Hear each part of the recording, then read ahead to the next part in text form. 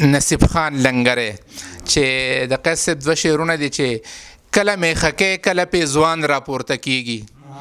کله میخکې کله پیزوان راپورته کیږي خاني مې رانه اخلي نوی خان راپورته کیږي او ټول کله دې راپورته شي چې زه یې جواب وکم په ما پسې لبې له جانان راپورته کیږي نصیب خان لنګری صاحب تاسو مشاعره جوړه کړه موږ ته کوم معلومات نه خو اچانک د ابوبکر سره روان شوم خاص کړو چې استاد صاحب دی پکې وای ستا د ځوانۍ ښکلی دوران تیر شو ستا د ځوانۍ ښکلی دوران تیر شو په تاس پرلی په ما خزان تیر شو ستا حسن و زما د زړه مشغوله ستا حسن و زما د زړه مشغوله